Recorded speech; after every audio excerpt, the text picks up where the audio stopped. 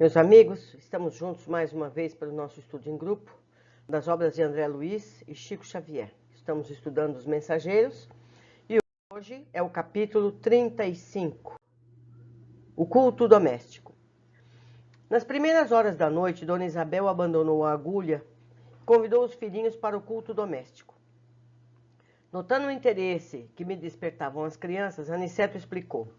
As meninas são entidades amigas de nosso lar, que vieram para serviço espiritual e resgate necessário na terra.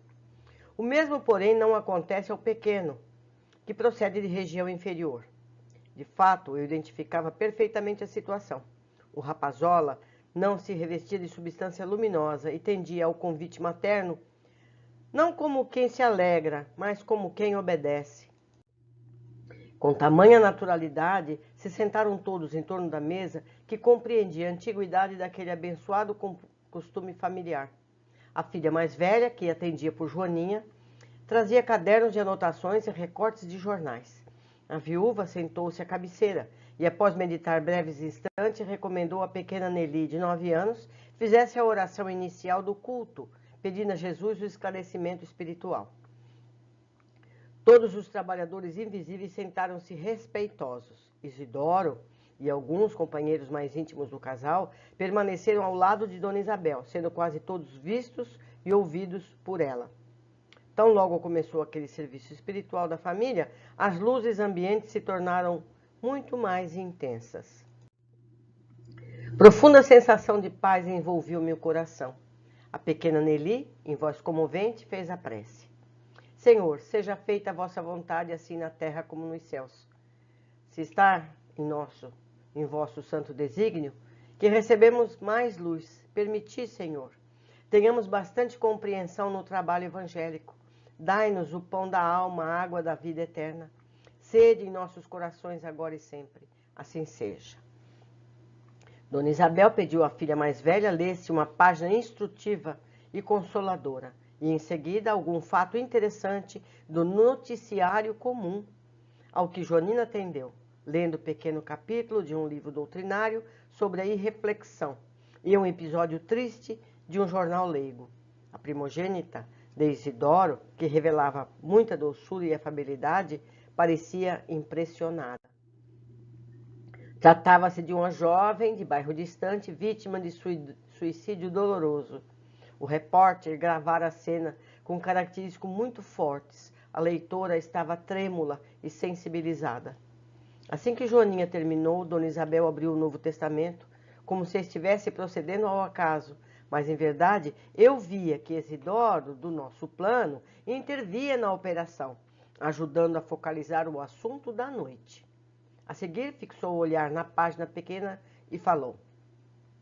A mensagem em versículo de hoje, meus filhos, está no capítulo 13 do Evangelho de São Mateus. E lendo o versículo 31, fê-lo em voz alta.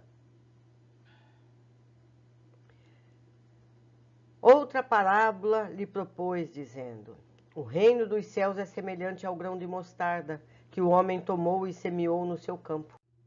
Observei então um fenômeno curioso. Um amigo espiritual, que reconhecia a nobilíssima condição pelas vestes resplandecentes, colocou a destra na fronte da generosa viúva. Antes que lhe perguntasse, Aniceto explicou em voz quase imperceptível. Aquele é o nosso irmão Fábio Aleto, que vai dar a interpretação espiritual do texto lido. Os que tiverem nas mesmas condições dele poderão ouvir-lhe os pensamentos, mas que os que estiverem em zona mental inferior receberão os valores interpretativos como acontece entre os encarnados, isto é, teremos a luz espiritual do verbo de Fábio na tradução do verbo materializado de Isabel. É muito importante entender essa mecânica. Nós vamos falar disso mais no fim. Nosso mentor não poderia ser mais explícito. Em poucas palavras, fornecer-me a súmula da extensa lição. Notei que a viúva de Isidoro entrara em profunda concentração por alguns momentos, como se estivesse absorvendo a luz que a rodeava. Em seguida, revelando extraordinária firmeza no olhar, iniciou o comentário. Lemos hoje, meus filhos, uma página sobre irreflexão, e a notícia de um suicídio em tristíssimas circunstâncias. Afirma o jornal que a jovem suicida se matou por excessivo amor. Entretanto, pelo que vimos aprendendo, estamos certos de que ninguém comete erros por amar verdadeiramente. Os que amam, de fato, são cultivadores da vida e nunca espalham a morte. A pobrezinha estava doente, perturbada e refletida. Entregou-se à paixão que confunde o raciocínio e rebaixa o sentimento. E nós sabemos que da paixão ao sofrimento ou à morte não é longa a distância. Lembremos, todavia, essa amiga desconhecida com um pensamento de simpatia fraternal. Que Jesus a proteja nos caminhos novos. Não estamos examinando um ato que o Senhor compete julgar, mas um fato de cuja expressão devemos extrair o ensinamento justo. A mensagem evangélica desta noite assevera, pela palavra do Divino Mestre aos discípulos, que o reino dos céus é também semelhante ao grão de mostarda, que o homem tomou e semeou no seu coração. Devemos ver nesse passo, meus filhos, a lição das coisas mínimas. A esfera carnal onde vivemos está repleta de reflexões de toda sorte. Raras criaturas começam a refletir seriamente na vida e nos deveres antes do leito de morte física. Não devemos fixar o pensamento tão só nessa jovem que se suicidou em condições tão dramáticas, ao nos referirmos aos sentimentos de agora. Há homens e mulheres com maiores responsabilidades em todos os bairros que evidenciam paixões nefastas e destruidoras no campo dos sentimentos, dos negócios, das relações sociais. As mentes desequilibradas pela irreflexão permanecem nesse mundo quase por toda parte. É que temos nos descuidado das coisas pequeninas. Grande é o oceano, minúscula é a gota, mas o oceano não é senão a massa das gotas reunidas. Fala-nos o mestre, em divino simbolismo, da semente de mostarda. Recordemos que o campo do nosso coração está cheio de ervas espinhosas, demorando talvez há muitos séculos, em terrível esterilidade.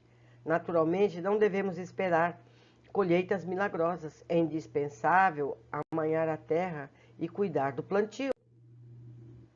A semente de mostarda, que se refere a Jesus, constitui o gesto, a palavra, o pensamento da criatura. Há muitas pessoas que falam bastante em humildade, mas nunca revelam um gesto de obediência. Jamais realizaremos a bondade sem começarmos a ser bons. Alguma coisa pequenina há de ser feita antes de edificarmos as grandes coisas. O Senhor ensinou muitas vezes que o reino dos céus está dentro de nós. Ora, é, portanto, em nós mesmos que devemos desenvolver o trabalho máximo de realização divina, sem o que não passaremos de grandes e refletidos. A floresta também começou de sementes minúsculas, e nós, espiritualmente falando, temos vivido em densa floresta de males, criados por nós mesmos, em razão da invigilância na escolha de sementes espirituais. A palestra de uma hora, o pensamento de um dia. O gesto de um momento pode representar muito em nossas vidas. Tenhamos cuidado com as coisas pequeninas e selecionemos os grãos de mostarda no reino dos céus. Lembremos que Jesus nada ensinou em vão. Toda vez que pegarmos esses grãos, consoante a palavra divina, semeando-os no campo íntimo, receberemos do Senhor todo o auxílio necessário. Conceder-nos-á a chuva de bênçãos, o sol do amor eterno, a vitalidade sublime da esfera superior. Nossa semeadura crescerá e em breve tempo atingiremos elevadas edificações. Aprendamos, meus filhos, a ciência de começar lembrando a bondade de Jesus a cada instante. O Mestre não nos desampara, segue-nos amorosamente, inspira-nos o coração. Tenhamos, sobretudo, confiança e alegria. Reparai que Fábio retirou a mão da fronte da viúva e observei que ela entrava a meditar, como quem sentiu o afastamento da ideia em curso. Havia grande comoção na assembleia invisível às crianças, que, por sua vez, também pareciam impressionadas. Dona Isabel voltou a contemplar maternalmente os filhos e falou: procuramos agora conversar um pouco. Muito lindo esse encontro. Vamos ver o que a gente pode colher desse ensinamento. Aparentemente, Isabel abriu o evangelho ao acaso, mas Isidoro provia que se abrisse em página adequada ao tema do dia. Isso nos acontece muitas vezes. Achamos que é acaso, mas nossos amigos espirituais nos ajudam sempre. No momento da interpretação, também Isabel recebeu a inspiração de um espírito mais esclarecido, de modo que as ideias esclarecedoras fossem verbalizadas pela inspiração do alto. E como foi dito lá no correr do capítulo, cada pessoa tem o seu entendimento. Nós lemos esse capítulo e cada um de nós exalta uma passagem, um parágrafo, um ensinamento. Para outros passa em branco. Eu mesma posso ter esquecido coisas importantes. Por isso o estudo em grupo é tão precioso. O que um vê, relata ao outro. O que o outro não viu, aprende. E assim, simultaneamente uns aos outros.